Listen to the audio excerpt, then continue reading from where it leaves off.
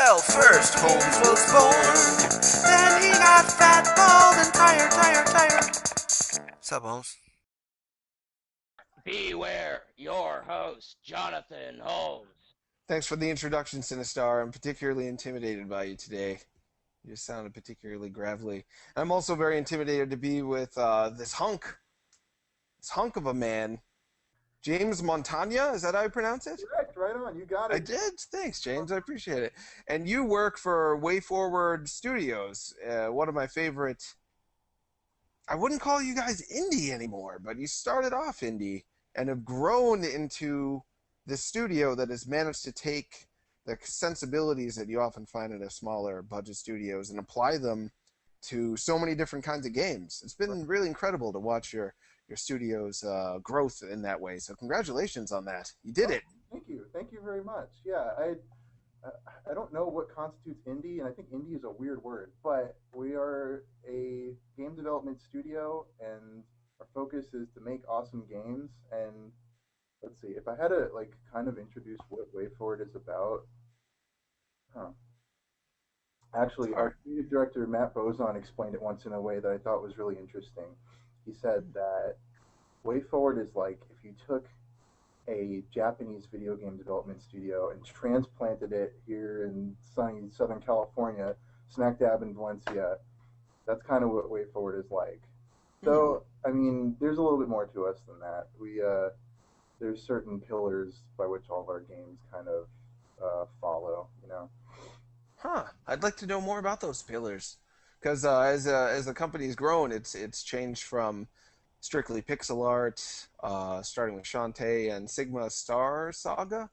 The name of that one? Right? Yes. Yeah, it was a very good game. I thought under appreciated at the time, which was often the case with Game Boy and DS games of that size at that point. And now you're doing fully polygon-based games like Silent Hill: Book of Memories and Double Dragon Neon, which we'll be talking about further in the month because we're turning this into Way Forward Vember. Had you heard? WayForward member. Way Forward Vember. It's all You're a way new forward for the boss. rest of the. Yeah, you're the first member of the Vember, and Right I'm very on. excited to have you on the thing. But we should actually, before I get too derailed, I want to focus just on you. Right now, you're working on the Adventure Time game for the DS and 3DS. Is that right? That's correct. Yes, it's Adventure Time.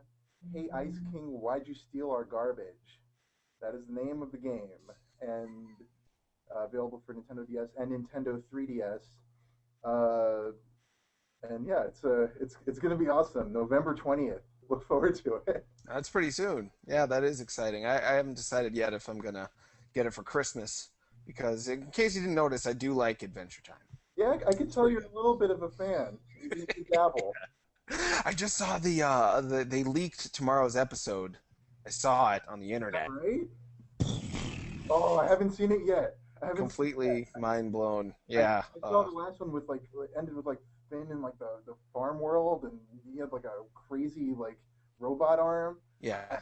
I didn't even know what to make of it. I I just was gonna beg you to put Robot Arm Finn as like DLC in Hey Ice King, Why'd You Steal Our oh, fuck Garbage? no, it's Yeah. awesome. I It got would be that face with yeah. like the nose, like uh, Yeah. I don't even know So what that's creepy. about. Yeah, And you actually know Pendleton Ward, the creator of the show, didn't he? He worked on writing Hey Ice King, Why'd You Steal Our Garbage? What was it like working with him on the thing?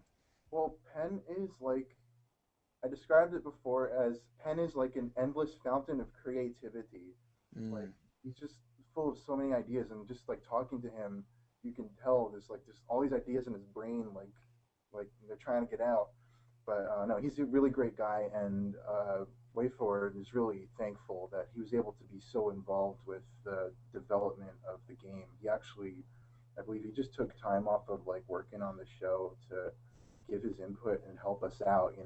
So it was it was a really great experience to have his support, and I think the fans of Adventure Time are going to find that the experience in the game is very authentic because that we had his support.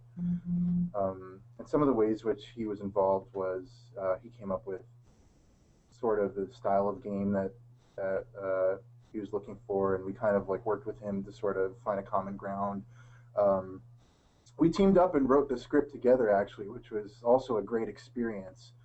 So that was just like a lot of fun. And I remember there was a time where we were in like a really important like phone meeting, and I'm like sitting there reading a draft of the script, and we're talking about some important like deadlines and stuff, and I'm just kind of like passively reading the script, and I lost it, man. I'm like my face like it's like, like the crack of the smile coming up. I'm like, oh no, I'm gonna laugh, and like my eyes started like welling up with like water out of my eyeballs, like space water, and yeah, it was pretty good.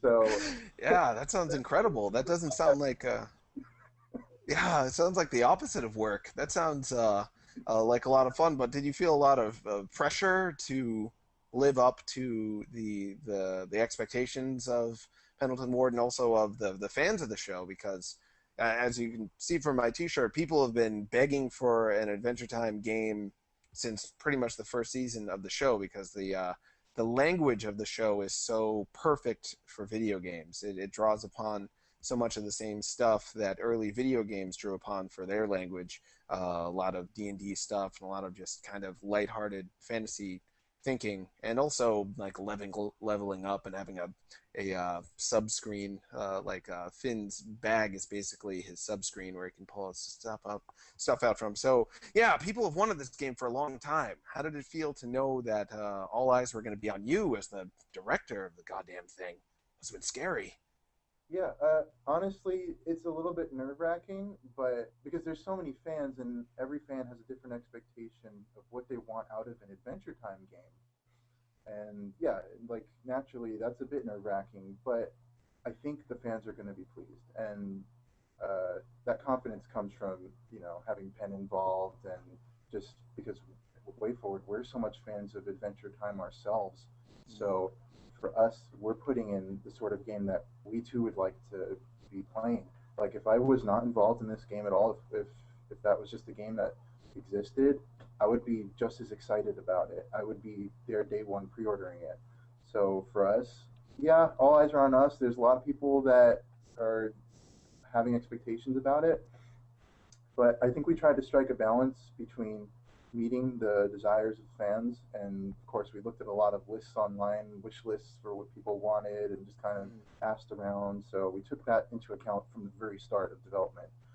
But also, it's important to kind of make sure that fans are getting something that they didn't expect at all and surprise them. And I think that's kind of been sort of in the nature of Adventure Time itself, just out of nowhere with something that no one really expected. And I think the game's going to meet that as well to an extent. You feel pretty confident that your game's going to be good, right?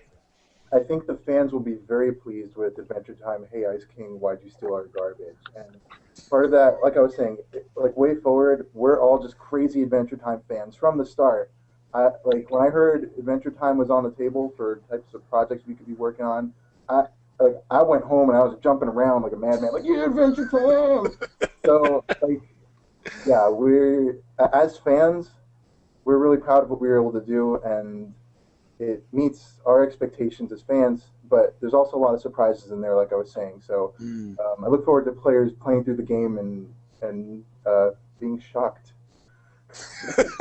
Now, was there any other versions of the game that were ever on the table that had a different gameplay style or gameplay engine or graphic style, or did you pretty much start with Pendleton Ward with this idea and move it forward from there? Well, from the very start, we talked with Penn about lots of different possibilities for the type of game that we wanted to pursue. Now, because WayForward is very much deeply rooted in classic gameplay sensibilities, which I believe would be one of the pillars, by the way. Not that we have like very rigid pillars that we follow for every game, but definitely one of the things that WayForward is kind of about is sort of this classic gameplay sensibility. And so in a way that kind of play to our strengths, but also be true to what the show is all about, we were kind of looking at sort of like an old school scenario of games, and we sort of talked with Pendleton about it and got some input from D3 Publisher, and the type of game we landed on was something very much, a lot of fans are comparing it to Zelda, Legend of Zelda, Link's Adventure, Zelda 2. Right. So, and I know Penn played that game and enjoyed it, so that was kind of the inclination for where we were going to take it, but we explore lots of different ideas, making more like a action side scroller as far as just being more like a linear game, maybe more like a Castlevania sort of deal, uh, maybe delving a little bit more into RPG. But the game itself, it's an action adventure with light RPG elements. So you get into wild battles, you'll find wizard stars, which will actually level you up, and you can assign those to different things such as your health or your speed. But yeah, we talked about a lot of different things, but Zelda 2 is sort of the style of game we landed on. But definitely, I think we pulled inspiration from a lot of like sort of classic games. Awesome. I can't wait to play it. How you know, Adventure Time has a lot of younger fans, and then there's also these really old weird guys, like in their mid-30s. Like myself. Yeah, like myself, who watch the show religiously. It's like the one of 4 shows that I watch. The other ones being Steve Rule, Walking Dead, and Doctor Who occasionally. Excellent. But knowing that you have this huge span of the huge age span and huge span of experience with games, you've got people like me who were around for the NES, and then you're going to have 5 or 6-year-olds who are going to be having it be one of their first games ever. Keeping that in mind, how did you go about scaling the difficulty and scaling how much it would appeal to different types of gamers?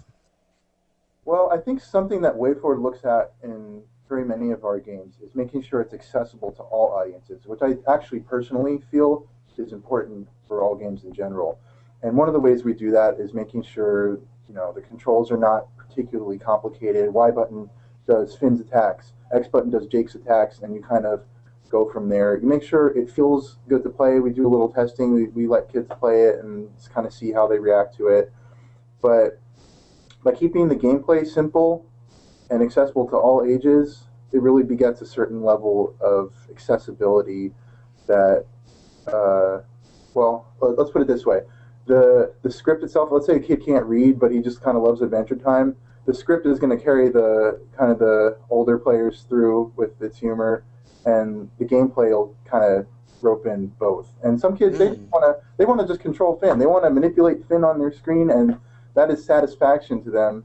The game will certainly do that, but for the players that are looking for a little bit of a deeper experience, they'll find it in many ways. Like the story will carry that, but also we've got other ways. Like if you want to master it, you want to find all the wizard stars, that gameplay is there for you. You can really kind of explore all the game has to offer and get a 100% on your save file. And also, this got mentioned, so I guess I can go there. New Game Plus, you can spend a little more difficulty. So I think there's something for everybody. For the kids that want to jump around as Finn, we got you covered.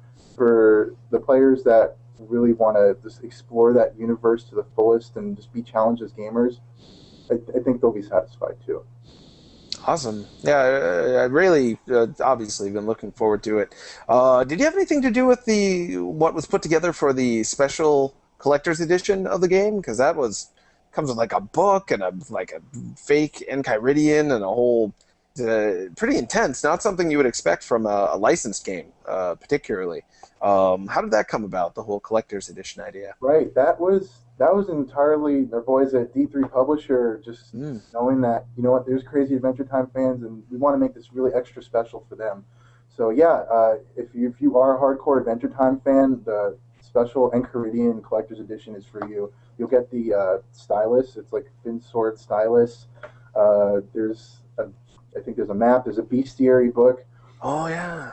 I helped write some of the descriptions for the enemies in the bestiary book. Let's see. That was the extent of my involvement for the special edition stuff. That was really D3 Publisher going for that. But seeing some of the stuff, it's gonna be awesome. Is Donnie in the bestiary? I'm a huge fan of Donnie. Oh yeah, right, dude! High five! Let's go! High five. He's like every Destructoid reader who hates me but also likes me, and I try to I do exactly what Finn does with them. And this is not to debase my Destructoid readers, because I love you all, but you know who you are. There's some of you who will just say, Holmes, you suck and you smell too. And I'll be like, do you just want attention? Do you want to be friends? Let me teach you about empathy. They'll be like, empathy?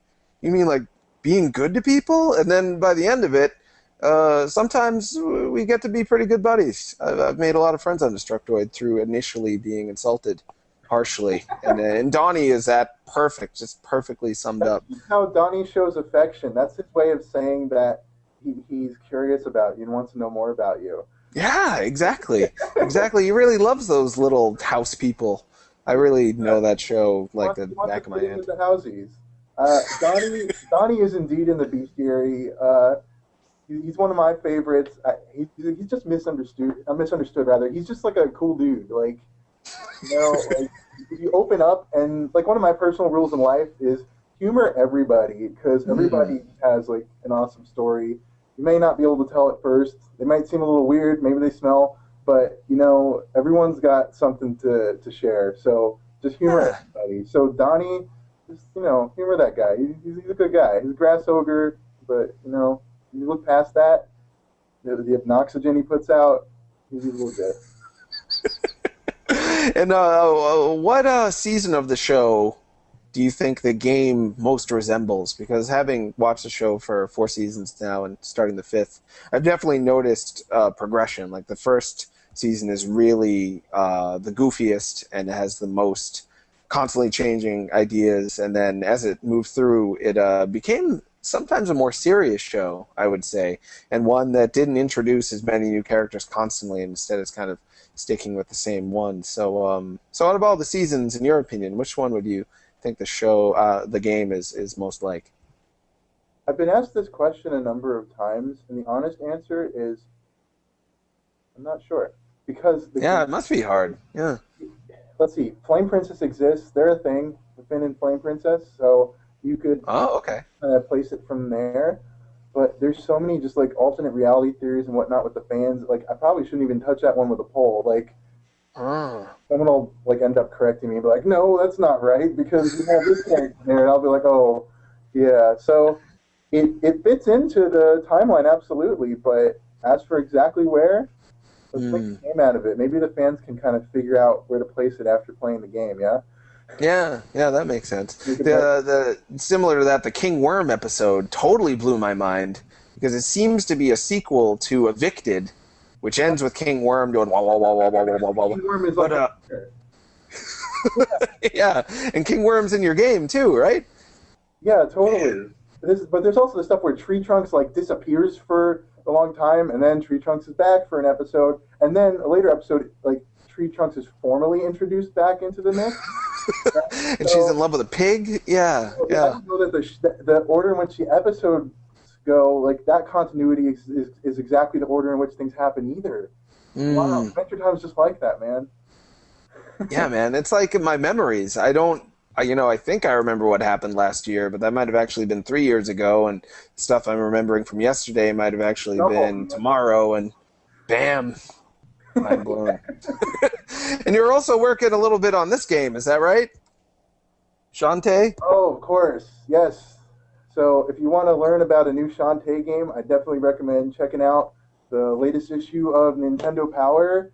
You can I've got it right here. Stuff about Shantae. And RIP Nintendo Power, we love you. Love. I know, you got in the second to last issue. Yeah, that must be such a weird feeling.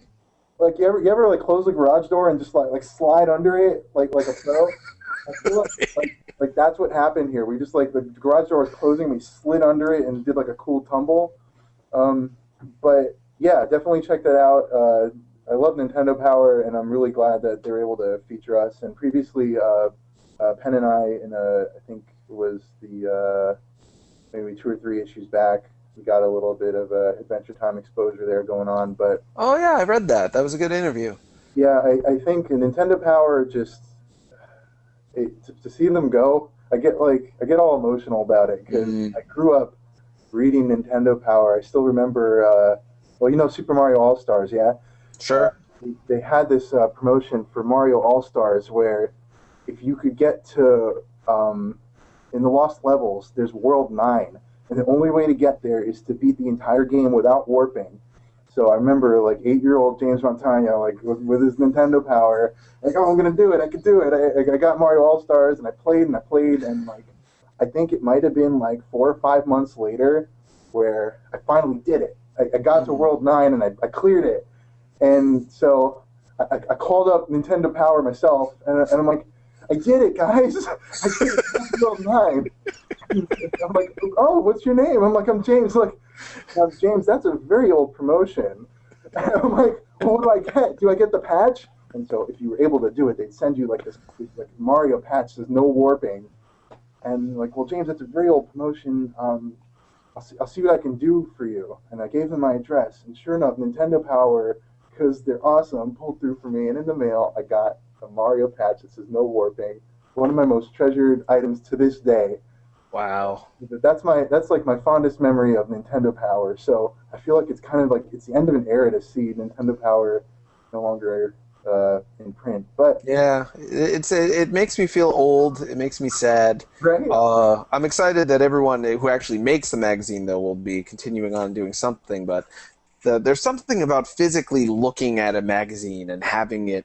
When I read the internet, God knows I love the internet, but it's like looking into a window at a magazine, like looking over somebody's shoulder through their front window and reading what they're reading. Whereas when you hold it in your hand, it's something particular that it is a loss. And who knows? Maybe it'll come back in some form someday. But the content will still be there. I hope all those writers will still be at it in some form, presumably on the internet. Maybe even on the Wii U, like a digital version. I've heard rumor of that.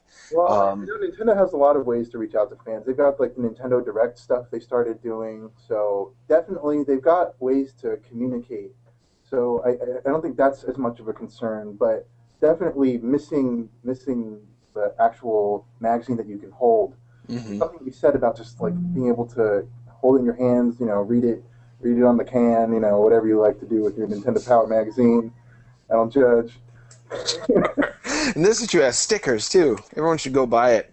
These are all Paper Mario stickers. Cards too, if you're a subscriber. Oh yeah, I got those. Yeah. Man, legit, love that. And how has it been working with Nintendo as a third-party developer and also someone who's doing a lot of licensed games? I've heard rumors that sometimes Nintendo is not supportive. Other people say they really are. In your experience, how has it been? Well, we love Nintendo, and Nintendo loves us. They're just super awesome. Our experiences with them have been always great. And because I think Nintendo is a bunch of WayForward is a bunch of Nintendo fanboys, and perhaps vice versa. Who knows? They seem to love us in Nintendo Power, so that makes me happy. But because we're a bunch of Nintendo fanboys, I think that's probably one of the reasons why a lot of our games show up on, like Nintendo DSiWare and the eShop and Nintendo platforms. Because we love Nintendo, and they've always been super cool and good to us. So, yeah, a great relationship with them, and we hope to continue making games for their platforms. Yeah, me too. I'm really excited to see Mighty Switch Force coming out on the Wii U eShop. That's and my right. fantasy is for all of WayForward's games to hit the eShop at some point, because as nice as it is to have it on a handheld and see the pixel art there, the animation crew that your team has is just so incredible, and to be able to fully experience that on a big screen is something I miss. Was the last Wii game A Boy and His Blob? Was that the last one that you guys put out? Oh, gosh. No, Batman, Brave and the Bold, I think. Batman, Brave and the Bold was on Wii. SpongeBob SquigglePants was also on Wii with the U-Draw tablet. Oh, yeah. Oh, there's a bunch. We were also on WiiWare with our own game, Lit. Oh, yeah. Yeah, that was one of the first Polygon-based games I remember seeing from WayForward. And you worked on A Boy and His Blob, is that right?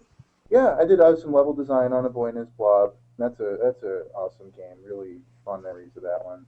When Adventure Time was first when they were first talking about making a game for it, I immediately thought of A Boy and His Blob because it's the exact relationship. It's a regular boy and this weird gummy pal who can turn into anything. Penn did a doodle. It was really cool. Penn did like a doodle of Finn and Jake, like a little comic, and they're talking, and Jake like is exploiting Finn for his selfish desire for jelly beans or something. It was pretty great. I haven't seen that. I should look for that. Prior to working with us, so that's pretty cool too.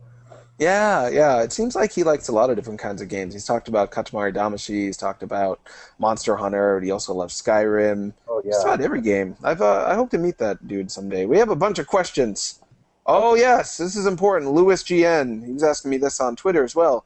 He wants to know if there's any news for a European release of Adventure Time. Oh. Um, yeah, will it come out there someday? I don't even know if the show is out on their networks. I assume it is, but I haven't heard either way about that. I don't know much about that myself. That's definitely a question for D3 Publisher. Uh, Hmm. hit up D3 Publisher. Let them know you wanna play Adventure Time over in Europe land. Yeah, yeah, I'm sure it seems like too good of a game to pass on that. Slow Holmes asks, how much of a role does the dark post-apocalyptic undertones play in Hey Ice King, Why'd You Steal Our Garbage? Are you planning on including the morbid and creepy stuff that goes over younger audiences' heads? And whoa, I have to disagree with you, my friend, Slow Holmes. I always think you're me because your name is so much like mine. The dark stuff. A lot of the kids I've talked to about the show, mostly my friends' kids, they say they're really fascinated and excited by the evil that might be happening behind the scenes in the show. Then we lost James. Oh, is he back? Hi. Oh, it's you. Hi. Yeah. It's, So, did you get to include any of the creepier edge, the sense that maybe you're in a world that was much more hideous and threatening than it currently is in Hey Ice King, Why'd You Steal Our Garbage? we touch on that a little bit. The overall tone of the game is pretty goofy because Mm. the story in this particular Adventure Time scenario has a lot to do with just Ice King being ridiculous. But that stuff, if that's the stuff that you get really excited about in Adventure Time, we do touch on it a little bit. I don't want to spoil anything. Yeah, of course. You've got But yeah, screenshots show that the Cosmic Owl is in there, yeah, and subsequent episodes of the show have revealed that he is someone that you see in your dreams when you find out how you're going to die, which is pretty creepy. So whenever I see him, I get totally terrified. oh So yeah, Cosmic Owl plays a big role in our game, and I actually found out that Cosmic Owl comes from the design of Cosmic Owl comes from the way that light refracts off the urinal at the Cartoon Network studios. yeah, I saw that in the Nintendo Power interview actually. Yeah, like the way you get inspiration from characters in Adventure Time, like Yeah, yeah. I'm so happy for you that you got to work with those guys, and I hope you get to make more games with them. I'm sure that you couldn't speak to that now, but from the sounds of it, if Hey Ice King, Why'd You Steal Our Garbage turns out to be a big hit, and the D3 and Penn come back to you saying they want to make more Adventure Time games, it sounds like you'd be up for that. stoked. Yeah, absolutely. Yeah, we love Adventure Time so much. We're crazy fans over here. We love BMO because WayForward makes video games, and BMO is a video game. Yeah, yeah, and how much of a role does BMO play in the game? Do you get to play any BMO games? Can you BMO is hint your about that? BMO is your bottom screen on your Nintendo 3DS or DS. He joins you on your quest and carries your loot items and also tracks your stats. He's got a map cartridge that you can get for him. So BMO's there along with you for the quest, and you get to see like a cute BMO face on the bottom screen sometimes. Do you ever get to play any BMO games? Nothing like that this time, but I mean, we really wanted to focus on the main journey. So, Yeah. I mean, who knows what happens in the future? But that was like, that's we love BMO, so we want to incorporate him somehow, and that's how we chose to do so. That makes perfect sense. Before I get going with my questions, I don't want to be selfish. I'm going to ask Sirman's question, which is, what do you think of the extent of Jake's powers in the show?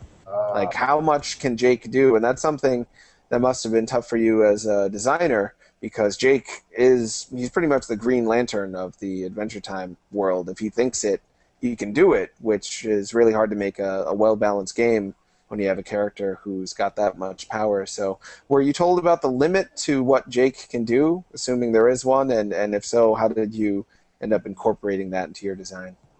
Well, Jake is very powerful indeed. So you've got a lot of ways in which he can stretch out, and you would think maybe that kind of breaks everything. And I imagine they have the same thing to keep track of in the show.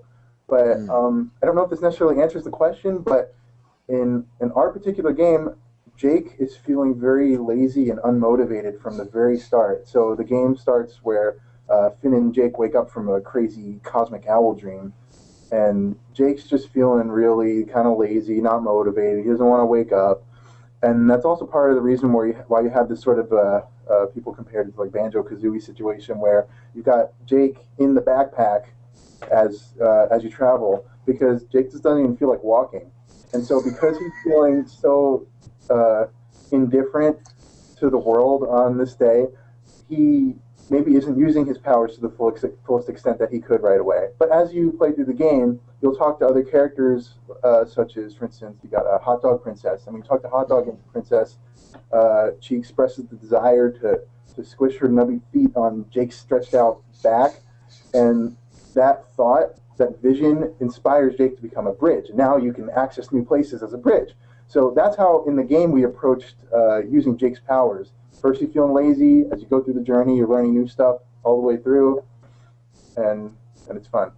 It sounds perfect. Yeah, there's, of course, it came from the Nightosphere episode where Jake is just in Finn's pocket the whole time. And he could have helped out. He could have, done a lot of the legwork at that point, but he was just feeling lazy that day, and he farts, and that's it. Right. So you had that to draw upon. Man, it must have been such an interesting series of challenges to make something that makes sense as a video game but also fits so perfectly into the show. I really envy that. I wish I could have worked on that game. Anyway, sorry, I didn't mean to just so openly envy you. Bob the Cat asks, Bob the Cat Lol, I'm sorry. Hi, Bob the Cat Lol. Good to see you. Yes, why aren't WayForward releasing more of the mighty games on XBLA and PSN? From what I remember, stop me if I'm wrong on this, just about all of the original WayForward games have been on Nintendo consoles, whereas the games you've done for other publishers like Blood Rain and Double Dragon Neon and Silent Hill Book of Memories, those are the ones that have been on Sony and Microsoft consoles. Is that correct? Am I remembering that right? Right, that's about right. Although, I mean, it's not like we're not against those. We have actually Mighty Flip Champs DX on PlayStation Network. You can get that's right. Your PSP because it's a PSP Mini. Mm-hmm.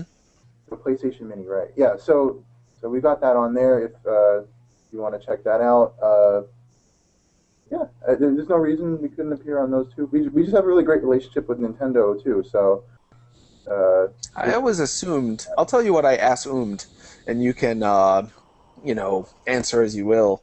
Nintendo consoles, from what I've always been told, are a little cheaper to develop for overall. And when you put out your original games, which is more risky, I always guessed, they're gonna go the route that's gonna cause them the less financial risk up front. Whereas when another publisher is throwing out the money and saying, "Yeah, here's the Double Dragon game. We want it on this platform. Here's your budget," then you can move ahead without any sense of internal risk about that. That was my guess. How's it sound? Medium? I actually don't know much about that. I'm not involved in finances. I can't speak to that, but perhaps so. But we're all just Nintendo fans. I think maybe is the strongest point for why it's on those platforms. But I wouldn't rule out the possibility for anything in the future. Yeah, we'll have to see. I'm really excited about what Microsoft and Sony are going to do with their next consoles. I'm really hoping that they make it a place where everybody will have a home. Not that they haven't done that so far, but I know I'm in dangerous water when I discuss this, but I've just heard from so many developers that putting stuff out on Microsoft in particular has gotten harder and harder of late. So hope that changes. But anyway, let's talk about nice things again. I want to be happy. I don't want to talk bad about Microsoft. I feel like a jerk. What are some of the other games you've worked on at WayForward? You've talked about a little bit about A Boy and His Blob. What are some of the other titles you've done there? Directed SpongeBob SquigglePants, which if you're into WarioWare and you like SpongeBob, check it out. Let's see. Recently finished, right before Adventure Time, finished working on Silent Hill Book of Memories for PlayStation Vita. So I worked on that with Adam Tierney, who I believe you'll be talking to next week or soon. And Yeah. that was also just a great experience because I love Silent Hill, and so to be able to uh, work on a game like that and sort of have some input on that brand, it was that was just really a great experience. It was an interesting shift going from that to Adventure Time. Like I Yeah, had I bet. to like mentally like refresh myself, you know. Um, but that was a great experience, and the game is out, and like I'm playing it with fans, and it's just like really cool to see other people enjoying it because it's a departure. It's a strange take on Silent Hill, admittedly, but I personally hope people will keep an open mind to it and just enjoy it for the cool experience that it is. Yeah, and for me, it wasn't as big a departure as, let's say, Silent Hill Shattered Memories was, which is a great game that just completely departed with combat whatsoever. So any of that sense of feeling like your skills to engage in any sort of conflict were part of the game were gone, which was also a huge departure. And yet the game was still really a lot of fun. So yeah, I hope people give Silent Hill Book of Memories a chance. It's weird, but it's still definitely Silent Hill in terms of how it felt to me. Yeah, And you've also worked on a bunch of smaller games on your own. We right. shouldn't forget that. Yeah. Yeah, you got a whole list of them. So WayForward, I feel like Boldy Way, president of the company, although his business card says tyrannical overlord, which maybe says a lot about WayForward. We're that kind of company. Um, I think Boldy's worked hard to kind of create an environment that fosters creativity. So um, outside of WayForward work, I have a lot of solo projects, and I kind of work on that stuff to stay fresh and just like in the midst of working on a game that's like like like taking a lot out of you and just pouring yourself into it. Sometimes I go home, like I go to work, I make games, and I go home, and then I make more games. But in a way, it's actually really refreshing because if I'm working on something like, for instance, Silent Hill, maybe I'm going home and I'm working on something a little like kind of like very whimsical and just like cute, and it Mm. kind of just keeps me fresh. So outside of WayForward stuff, I've got a lot of solo projects that I do. One of them was recently premiered at the IndieCade Festival. It's uh, it's a game that takes advantage of a giant Mega Button controller. Specifically, it was me and some buddies of mine built a giant controller to play the Konami game Pop Music. Oh, cool. So we had this controller, and like, well, now what are we going to do with this controller? So we decided to make an exhibit game called Pop Pop Battle J, and it was me and a bunch of my friends at this collective called Ultra Nimbus, and we made a game that uses this controller and has four players playing on one giant controller, and just kind of like it's sort of a whack-a-mole experience where each player has their own like character, and you want to defend your character, but you want to hit everybody else's. So they're all popping up like crazy.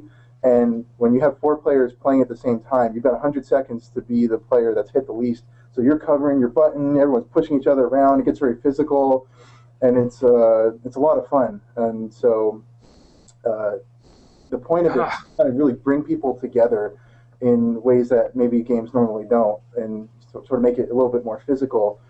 And were you influenced at all by Johann Sebastian Joust? oh, Because that's absolutely, yeah. yeah. The Copenhagen Game Collective guys, like they're super tight. They're Douglas Wilson, Lau Korsgaard, like they're just like super awesome dudes. And after playing Joust, definitely there was some inspiration that we kind of took from it because I think their sensibilities are very much making games that uh, sort of are experimental, but really bring people together. No matter who you are, maybe you're not really an experienced gamer, but if you pick up the controller and start playing that game, you're on the same playing ground with someone that maybe is hardcore, and it sort of levels Mm. the playing field, makes everything accessible.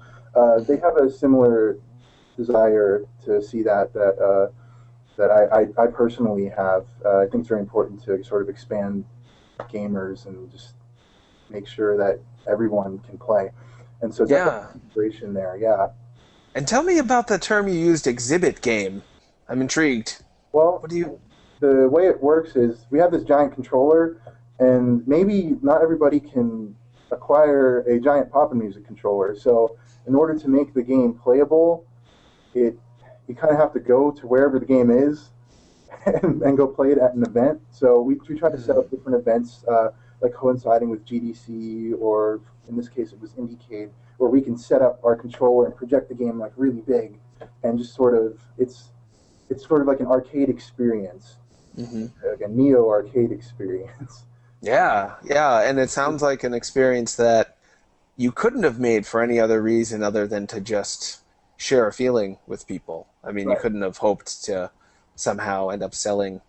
It's pop Oh, the Battle J, the game is Pop Pop Battle J. pop Battle J. Yeah, it doesn't mean anything. It's just weird. It's weird. That's such a good feeling to just have sounds come out of your mouth and have a game that's just about having physical actions come out of your body and leaving all sort of pressing buttons like a madman. yeah. Yeah, sounds great. I want to play that Pop Battle J. Yeah, maybe we'll meet up at GDC or something. I'll set it up for you. Bring some friends along. It'll be awesome. That would be awesome. Thanks so much. I appreciate it. And when did you get started in game development? Was it something that you started looking into as an adult, or is it something that even as a kid, before you knew if it were possible, that you were really focused on? Well, I was always interested in games, even from a very young age. Like I think I beat Super Mario Brothers when I was like 3. Like my parents got me a Nintendo, and I just like blazed through it. And I always kind of felt like I wanted to be a game designer. But the moment where I really knew it was I had like an epiphany recently. Like whoa, that was when I wanted to be a game designer. And it's when growing up, my sister and I were always really close, and we play a lot of games together. And back then, when growing up, you were either like a Street Fighter kid or a Mortal Kombat kid. I remember those days, yeah. Yeah, my sister and I were definitely Mortal Kombat kids. So we'd always stay up really late playing Mortal Kombat together. And what we would try to do is we would work together to try and figure out all the different fatalities, because we didn't have like the internet back then. It was just finding out was just a matter of pressing things and seeing what worked. So late at night, we would just play and play and play. And we had this notebook paper where we would start writing down, like, every time we got one, like oh, we got one for Raiden, write it down. What was it? Oh, I don't know. And so we worked really hard, and I think we thought we were going to start a video game magazine. A game of just, like, figuring out fatalities and doing them? I think thought we were going to publish our fatalities in our own magazine. That moment where I was able to share that with my sister, and we were able to become closer and bond over that game experience. I wanted to bring that to other people, and I think that's why I decided that I wanted to get into game design, because I really like the experience of bringing people together, whether it's you and family, whether it's like you and the person you have a crush on, or just you and a bunch of friends together. If video games can be something that you can bond and connect over, I think that's like really powerful. And so I wanted to bring that to other people. So from that moment, when I was maybe like 8 years old, I was pretty sure I wanted to make games. And I went to college and made games like independently, like my solo projects. And we had a tour of WayForward in like 2006, I believe, and Volby got to checking out games, and that's how I got connected with WayForward, and all got started from there. But it's just general just passion for games and connecting people. Huh.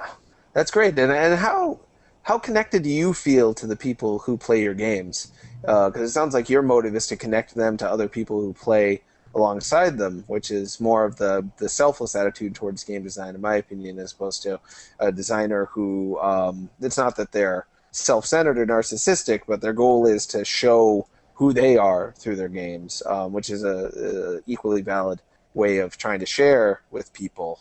So would you say you lean more towards one side of that, or would it be equal parts both? Or, where do you stand on that whole divide? This is just me personally. I think some people are trying to tell a story through their games. I'm a little bit less focused on that with the stuff I do. But yeah, the goal is definitely to connect people. And, Adventure Time, Hey Ice King, Why'd You Steal Our Garbage has 3 save files. Like, take full advantage of those. Like, lend the game to your parents, let them play it, siblings, friends, and just connect over that experience. Talk about, like, talk about the plot and the twists and what you got excited about. That's what gets me really excited about games, connecting in that way. So I think if you were able to distill what I'm about, that's what it is. But at WayForward, I think all the different directors have a little bit of their own style. We're all connected by one of the pillars, which is I would say just this gameplay sensibility is just a refined gameplay sense. If you were to white box a game, which is to say, take out all the music, the graphics, and just white box it on a screen that you're manipulating with a controller, does it feel fun? I mean, that's the core, but we all have sort of a different style. There's directors that just are pros at just having really compelling narrative. We've got directors that just like to go crazy, balls to the wall, over the top. Directors that are really focused on the visuals and just beautiful, like crisp art and pixel art. And myself, where I just like being weird and make weird things.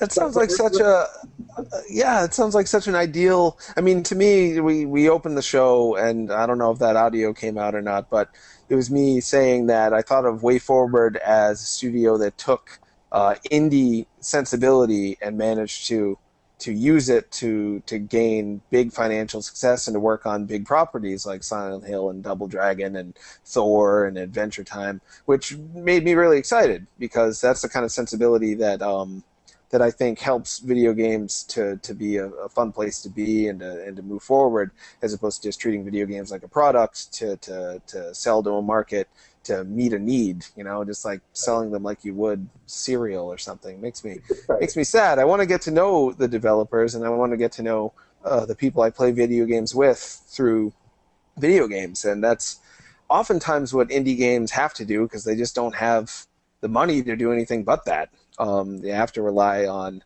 just putting something out there to be fun as opposed to meet the needs of everybody on the planet.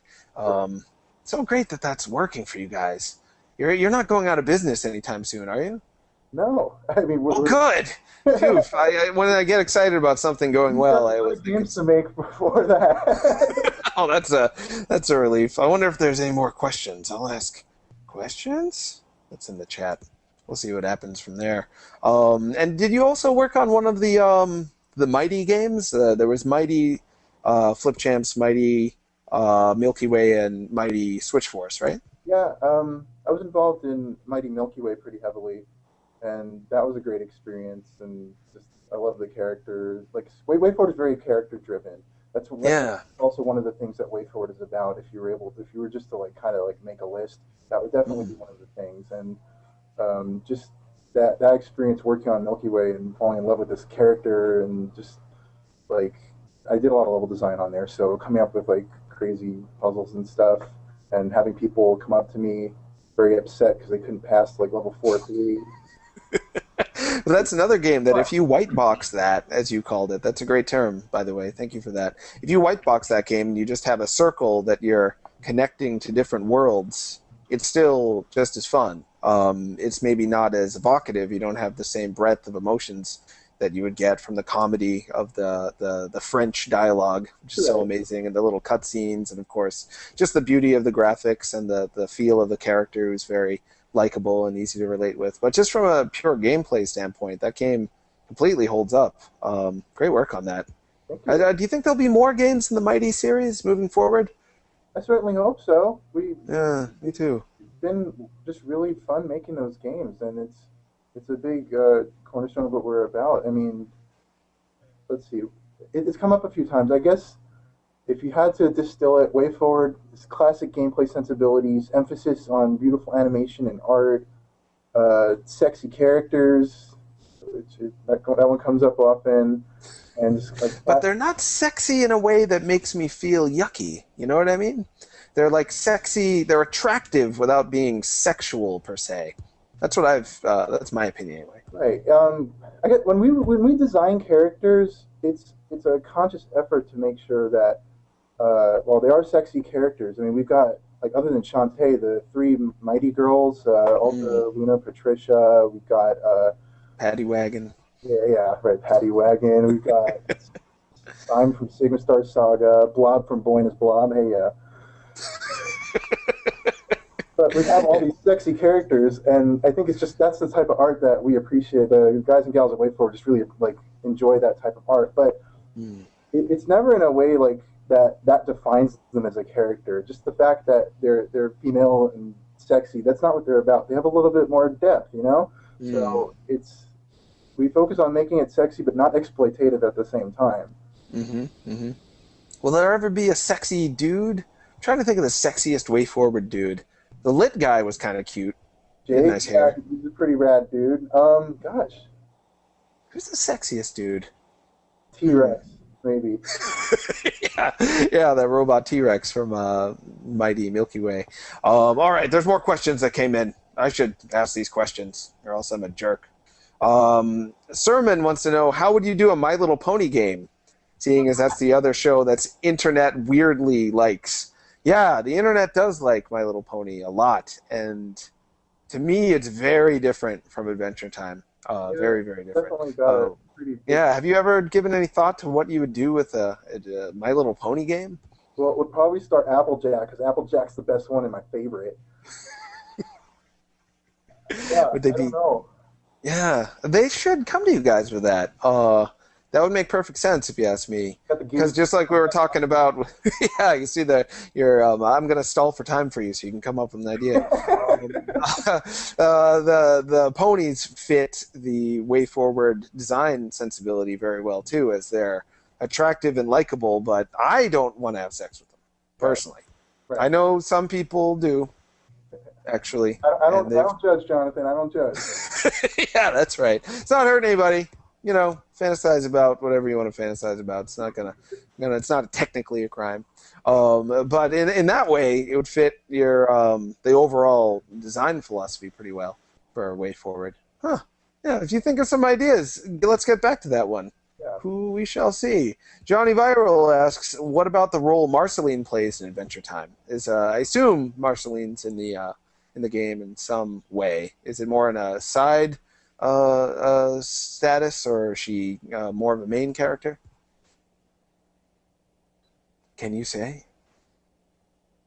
She's a boss. Yeah, I went there. Thank you so much for that hot reveal. I can try to keep it a secret if you want, but now my mind is immediately envisioning fighting first stage of Marceline boss with the bass guitar axe and flying attacks, and then doing some damage and having her and being the bat jerk. Oh, that bat jerk. Some cool music to accompany it too. Actually, the music in the game, there's really just a special emphasis on that because Jake Kaufman, most people know him as Bert, he really like went to town on it. Like we were in the studio just like kind of going crazy, like crazy experimental. So one of the things we did was like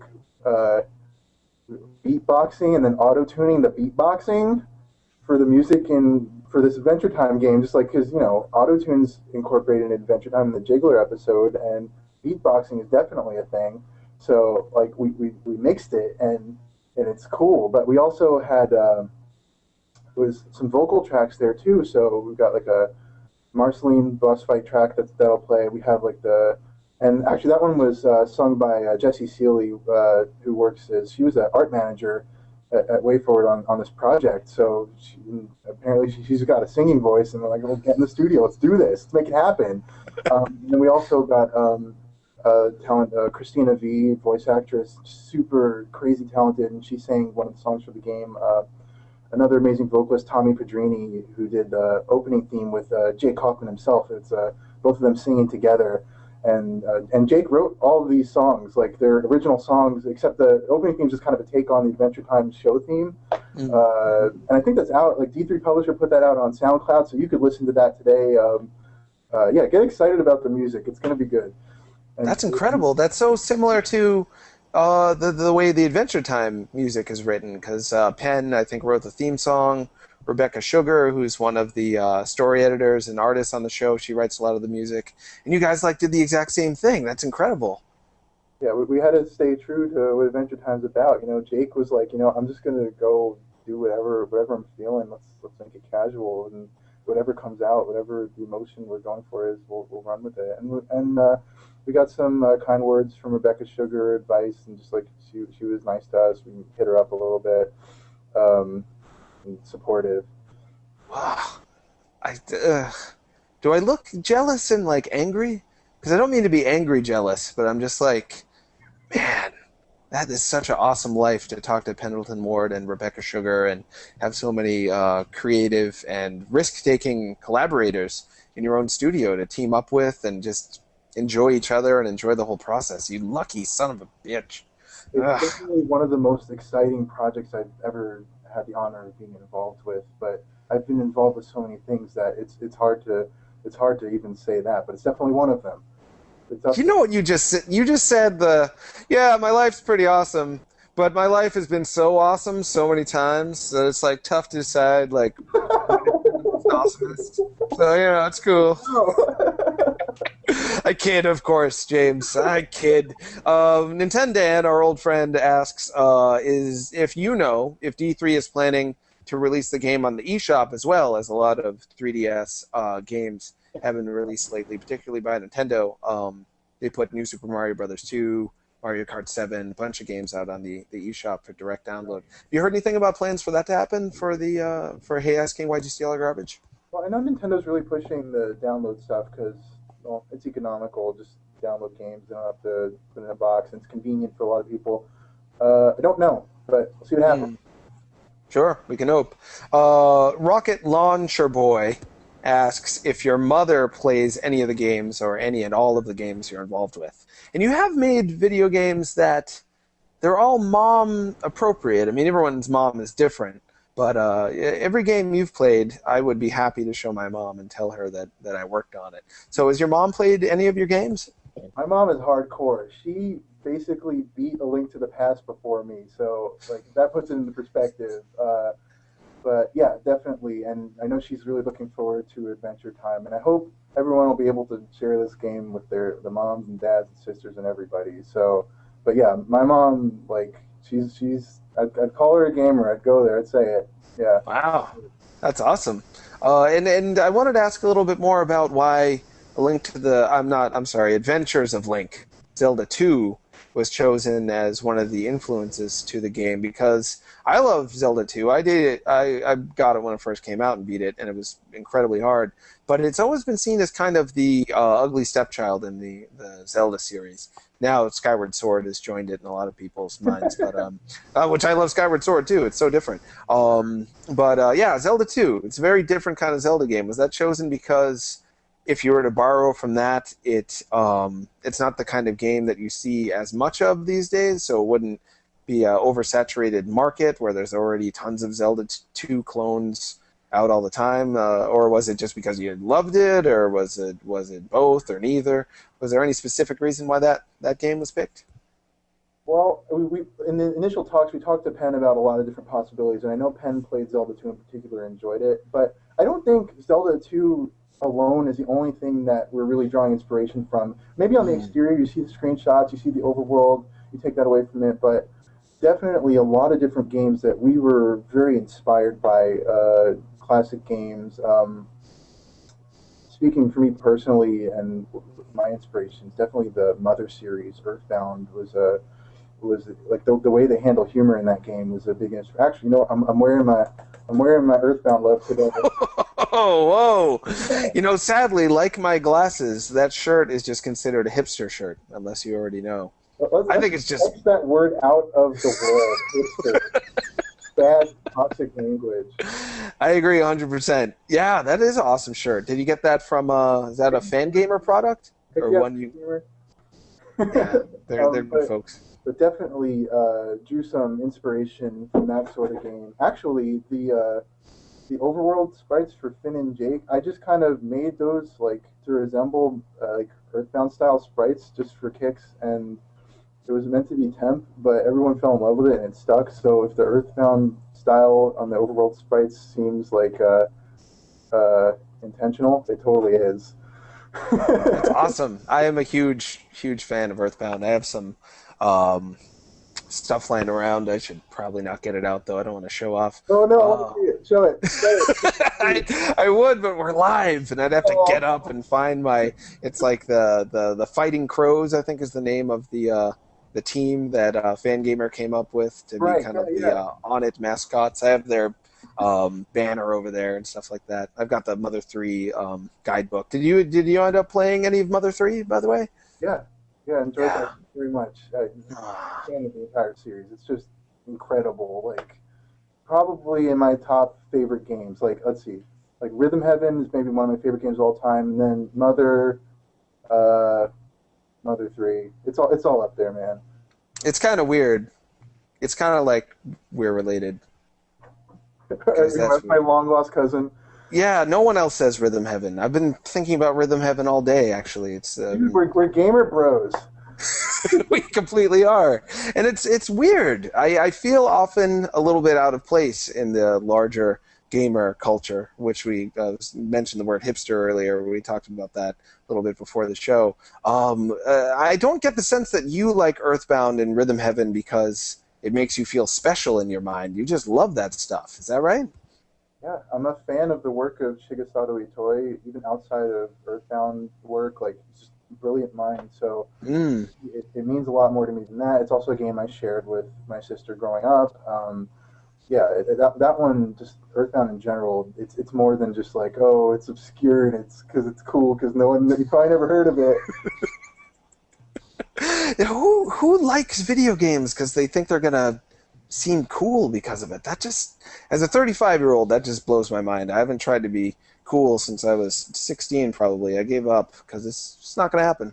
It's fine. I'm happy with me just the way I am. Ban Fujem 24 asks, is the Adventure Time game based on exploration or more on combat? It seemed to me that it was a very nice mix in both overworld exploration and also some 2D exploration where there are some large dungeons to explore and whatnot. But if you were to put the needle on one or the other, more combat or exploration, which would you say is more integral to the whole thing? Can I say both? I mean, well, You okay, can. well, yeah, we've got a little bit of both going on. As far as combat goes, as you're playing through the game, you're gonna be able to level up Finn, and you open chests which will bring you new abilities. So Finn will get, like, for instance, or sorry, Jake will get the umbrella, which will allow you to glide, like that kind of thing. Finn will get his sword, and he'll get his crazy cool, like Zelda down thrust, Oh, yeah. like that style of thing. So the combat's evolving as you play, so there's definitely an emphasis on that.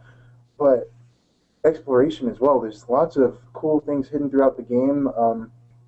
Enchiridion book is an item you can get in the game, and it's hidden very well.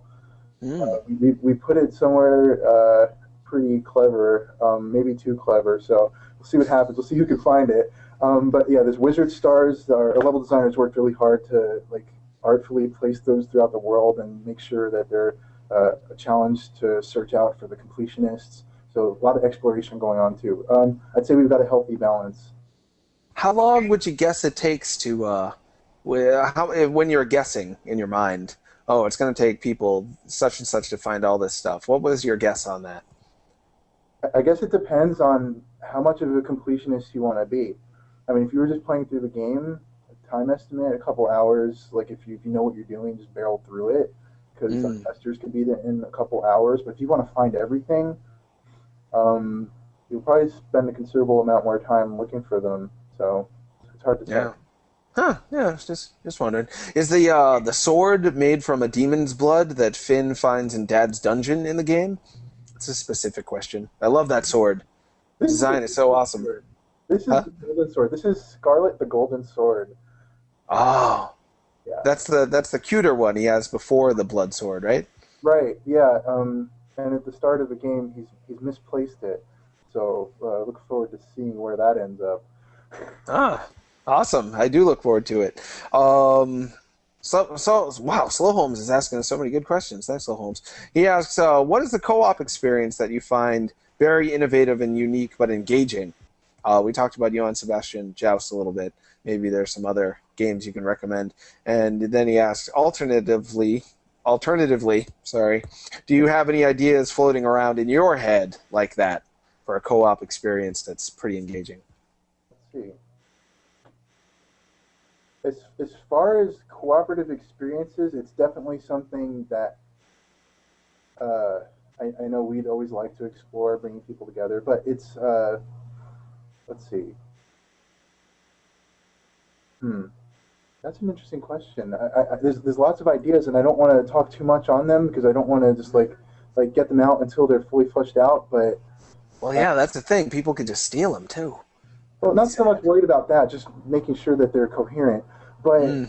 as far as like, co-op experiences, like definitely lots of ideas there. Lots that WayForward could explore with that too. In the games that we develop, and definitely something I personally am fond of. Mm. Gosh, I'm a little tongue tied on this one because there's just so much to say, but No, that's okay. yeah, I'm imagining some stuff in my mind already. There's already a lot of opportunities for just local co-op in a lot of the games that WayForward does. But right, but as you've probably seen in the indie scene, yeah, I hate to call it that because it's brings a lot of connotations with it. But there are developers who don't have much money, or they're making games on their own without any profit in mind, and they've really been evolving the local co-op and local competitive um, style of late. They're taking that whole form as a skeleton and taking it in whole new directions. It's been really exciting to watch. right. Yeah, absolutely. The indie game scene, I'm impressed by what they're doing every day. Like, just I'm astounded. I was at IndieCade recently, and just the games I saw there, and the way that people were like talking about them and connecting over them, like that has impact. And I feel like there's not a lot of things that have that impact. You look at like like books and movies, games. I think more than any of those things, just have this inherent power of bringing people together that I Mhm. enjoy. And I say that phrase a lot because it's just my it's basically like my core value of what I personally would look for in games, and something that I hope to bring here at Way Forward too. I wonder the bringing people together in local co-op. Do you think that has a different sense of satisfaction than the online co-op, the shooting for something like that?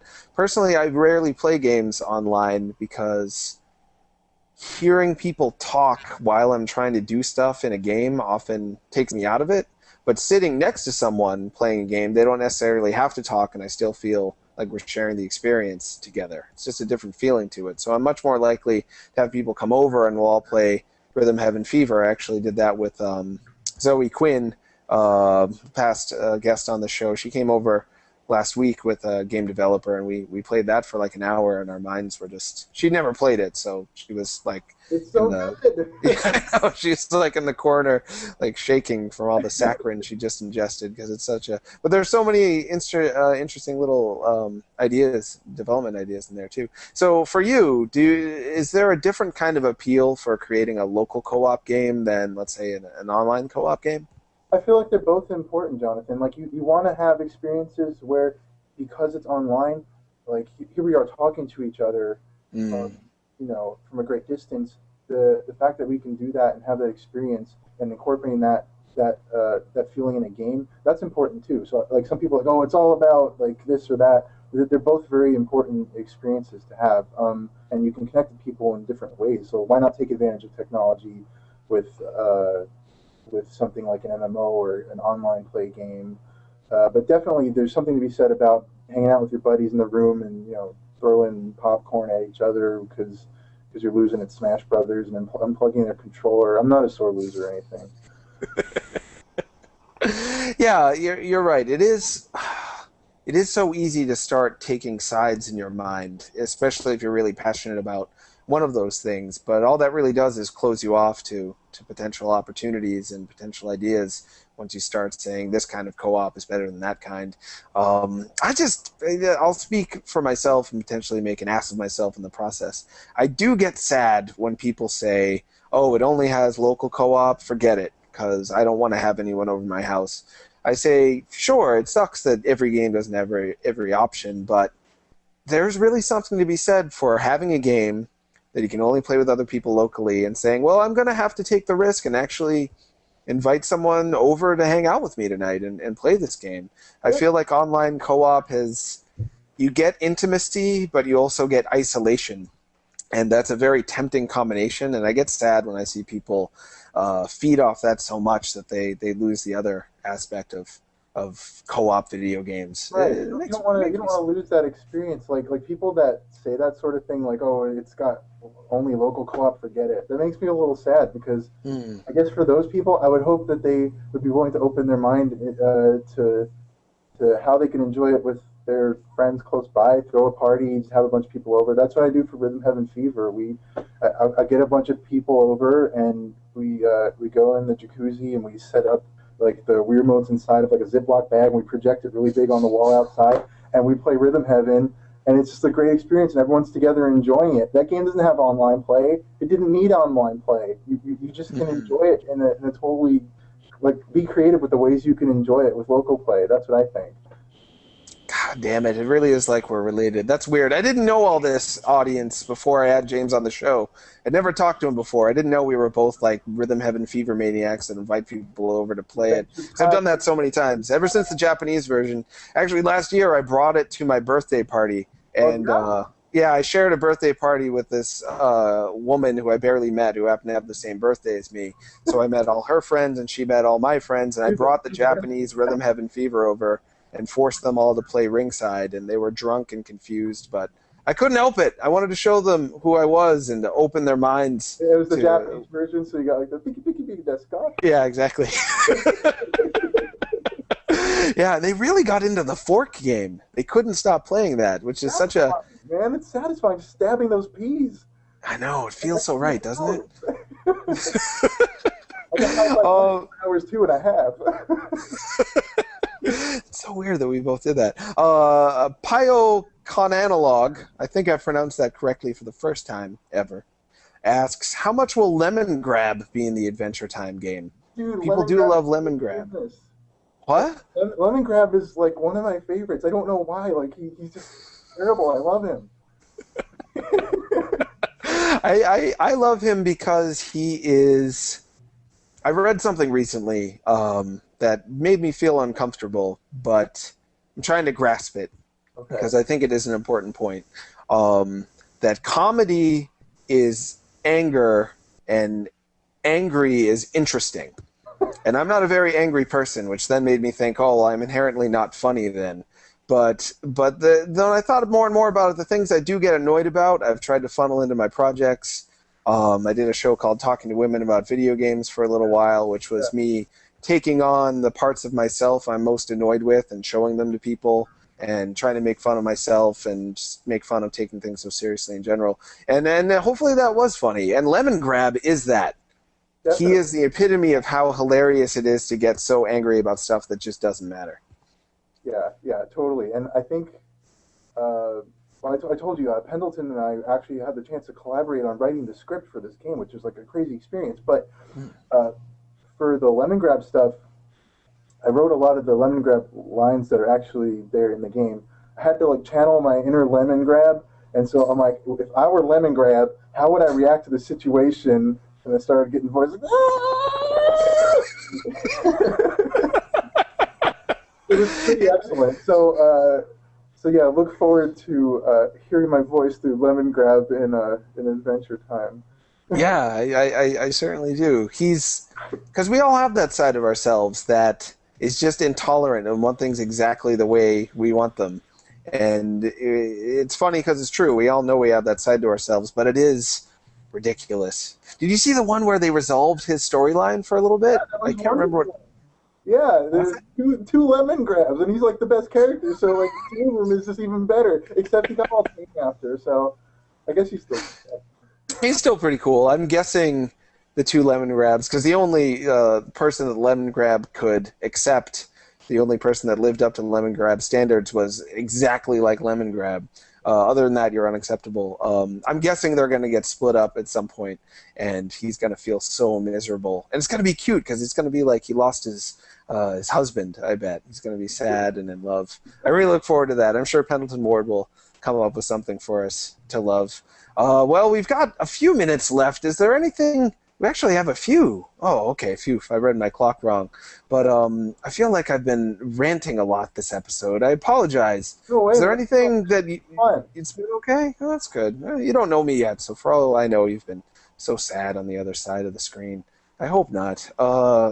Did you want to talk more about your solo projects? That's something I wanted to make sure we got time for. Yeah, okay. Because there's a bunch on there. You have a whole section on your website that I think is just called Weird Stuff.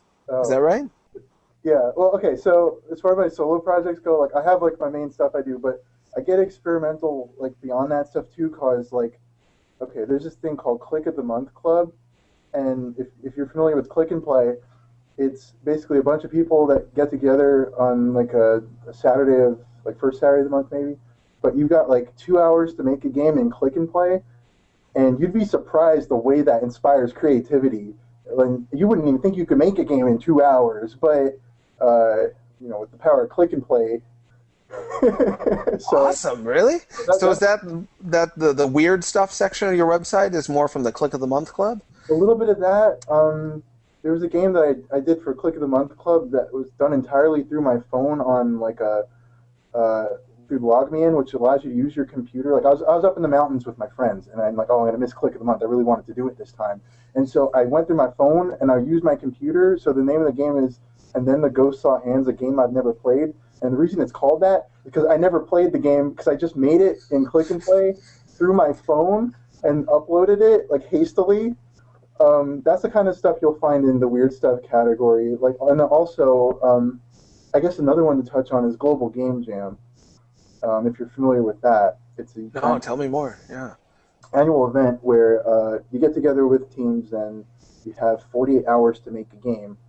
And my buddies are pretty nuts, so we like go all out. That's like probably the one time a year where I'm just like totally wired. I'm awake for like 3 days straight, just coming down off the high of it. But we did one called last time. It was me, my buddy Elliot Trinidad, my buddy Sebastian, and oh, Jake Kaufman was actually involved with this one too. Just like outside of WayForward stuff, he wrote some music for it. He like ran out in the hallway of the place that we were our jam site and like composed some music. But it's called Snake 2, and I think there's a video online that I think Destructoid might have helped get out there too, because there's like a post on it. But it's basically me explaining this game, and what this game is you play as a snake, and the snake has a hand for a tail, and he's flying through the air, and he's like destroying buildings and stuff. And it's actually a sequel to the game Snake. You know, the one where The cell phone game, yeah. yeah, like the cell phone game. It's a sequel to that. It's like the story afterward. Um, I would encourage people to just go check it out. I don't want to spoil anything, but online there's a video of me in like some delirious sleepless state talking about that game. It's pretty ridiculous. But I guess for as far as my solo projects go, that's just another realm of it, and it helps me get my wiggles out so I don't come into WayForward and like guys, I have a great idea about a snake and he's got a hand for a tail. It's gonna be good. I have a way to like express that outside. Sure. Do you have a preference as to the feeling you get from working on a independent game or a way forward game? And then how are the different experiences? How do they? What would you say the feelings are compared to each other? It's I'm Well, sure there's some overlap because it's all game development, but it right. has to be a pretty different mental process, I'd imagine. Well, for WayForward projects, it's a lot easier to get in this more grandiose mindset for all the things you want to do because you have these just teams of just great, talented people Mm. to work with. But as far as how it's different, I've never really felt like WayForward is a place where you're limited. Like the creativity is just like really just encouraged here. So it's it's not like anything like anyone stifled here, but Mm. outside there's a lot more room to just do something that not a lot of people are going to accept, perhaps, just because Hmm. you want to just express something weird. It doesn't like when I make a game outside of WayForward stuff. Maybe I'm not trying to make a game that's fun. Maybe I'm just trying to make you scratch your head. It doesn't matter. Mm. I Hmm. there's a little bit of that. Whereas working with WayForward, we have the things that we value and think are very important, and that we try to bring forward in those games. So it's just like a different. It's a different kind of different goals, I suppose, is a Hmm. way of putting it, but both equally valuable. That makes perfect sense. It reminds me of writing for Destructoid. Destructoid has let me write everything I've ever wanted to, but at the same time, I know there's an audience that has an expectation, and I feel like my relationship with the audience is different because it's such a huge audience, and I want to make sure that that relationship is good because I care about the readers of Destructoid. This is people. Whereas if I'm on Twitter or if I'm writing in the community blogs or I'm working on a side project, I don't even know if there's an audience for that. And there may never be. And if that's no one ever reads that, that's fine. It was just me kind of playing and inviting people to play with me on it. But if they never do, that's okay too. Whereas Destructoid, it's a very different Right. environment. But You have a does way, that you make have, you sense? have like a way of getting your wiggles out and just writing whatever without being part of Destructoid, and probably for the sake of Destructoid, that's a healthy thing for you. I'd hope so. Yeah. Yeah, I was definitely worse. Well, I was worse for many different reasons when I first started writing Destructoid. It almost makes me cry. I'm so embarrassed about some of the stuff I wrote the first couple of years. Oh no! Yeah, it's sad and it's on the internet forever. Oh man, Some dude, people liked you it, but gotta you gotta love it. I like. you're right. Why I not love it? online, like my old games, I'm like, what was I thinking? But whatever, just go with it, man. If your old stuff was goofy, just like, own it. It was so goofy. And just like I was so excited to be writing for a big website, that excitement carried on to I think my first review was like 28 paragraphs long, and it was for Knights on the Wii. And all I had to say is, it's like the other Knights, except the graphics are better, but controls aren't quite as good, and some of the levels are boring. Done. That's But not no. right though. Like, I think you nailed it, man. I think I spent like 4 paragraphs on the music alone. I was just so passionate about it, and that passion didn't always make for good Right. reading. Did you get discovered through your side projects? Is that how WayForward? Did you have to submit games you'd already worked on in order to get a job there, or did you? Okay, so a lot of people ask about like how would you get into something like this? And my advice and the way I did it was you just make games. Like if you really want to make games, you have a passion to make games, just do it on your own and someone will notice and that'll take you places. As long as you're doing cool stuff, surrounding yourself with awesome people, awesome things will happen.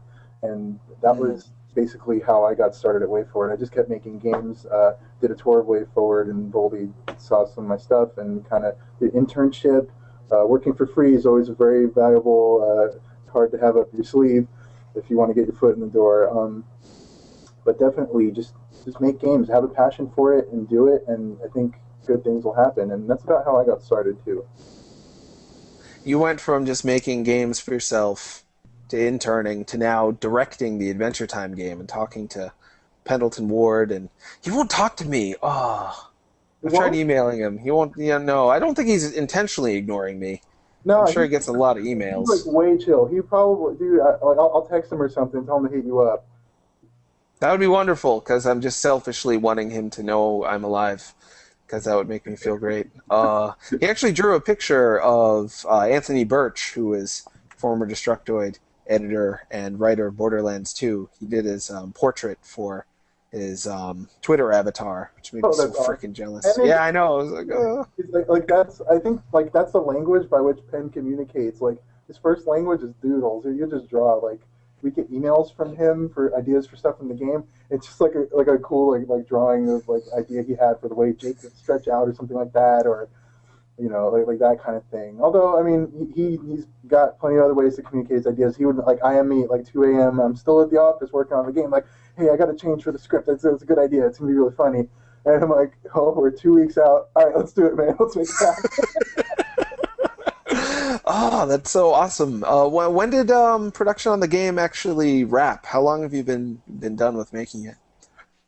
I don't know. Everything's a blur after it. Been at least a month now, I think. Yeah. I have like a really bad sense of like time. That's okay. A rough guess. A month is A good. month or so. How did that feel when you put the stamp on it and it was done? If you wanted to make changes, you couldn't. It was for better or worse, complete. What was that sensation like? On every game, when you get to that point, there's something just very satisfying about it.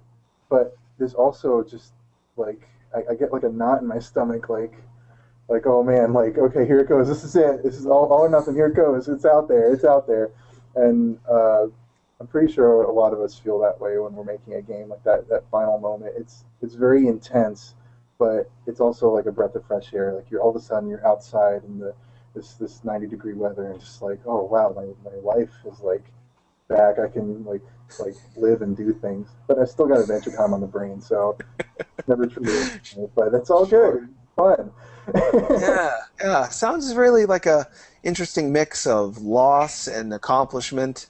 Oh, I think this shows It's it. like you get a little depressed after too. It's like, wow, Adventure Time game is over. Now what? Yeah. Did you jump right into a new project, or do you get a little time to rest your brain? Uh, Both. I mean, for me, it's just like help out on things for a little bit. Just kind of like clear brain until the next big thing, like that sort of stuff. And that's probably a pretty healthy approach. Work on a small side thing on my own time, that kind of thing. Gotcha. So you're not back on a huge project already. You have still a little time to rest, or are they already? That's good. Yeah, just a little time. Yeah. Do you have a sense of what you might be directing next? Anything you're hoping for? I don't know. Oh. We have a crazy wish list of the types of games that we would want to direct. Like ideally, if I could pick any game, I would. Let's see. Do you? Yeah. Do you know Adventures of Lolo? Oh, sure. I've been. Someone got pretty angry at me recently for saying that I thought Hotline Miami was kind of like Adventures of Lolo.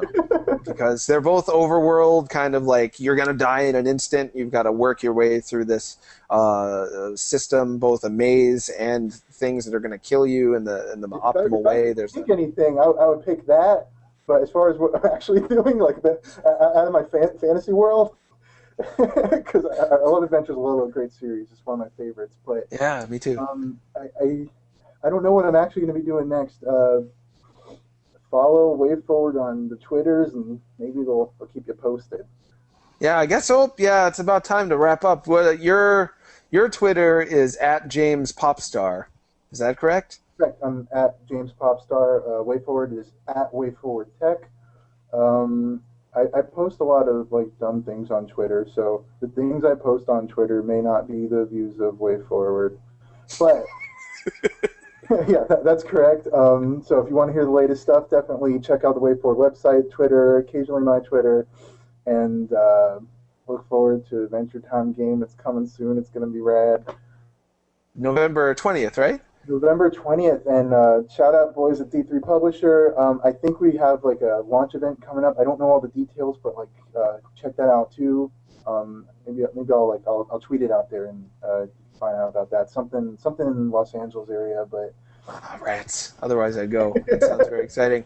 I want to know so much about the Adventures of Lolo game you were going to make. Can you tweet about that later so people can know? Yeah. Hey, let me show you something real quick. Yeah, show me real quick. Oh, and you can follow me at TronNauts on Twitter. Whoa! Is that the Famicom cartridge for it? Yeah, it's signed by Satoru Iwata. Whoa, he programmed on that, didn't he? That's right. Yeah, he totally did. So basically, like, I want a Lolo game to happen so much, I'm going to will it into existence. So I thought, like, just to start a dialogue with Iwata, I would bring this to him and get him to sign it and be like, hey, I want a new Lolo game. That's how much I want a new Lolo game. It has to happen. It does. Yeah, a little known fact. Lolo is in the Kirby games. He's called Lolo. His girlfriend's La La La. Kirby was originally called Po Po Po. He fights DDD, the penguin. And, of course, there's another blah, blah, blah guy in the game. I'm suddenly blanking on who he is. So Lolo is still in the hearts of Nintendo. Everyone, do James a favor and write Nintendo of America. Tell them you want him to make the new Lolo game. Yes. Thanks, everybody. Bye. Bye. Well, first Holmes was born, then he got fat, bald, and tired. Sup, Holmes?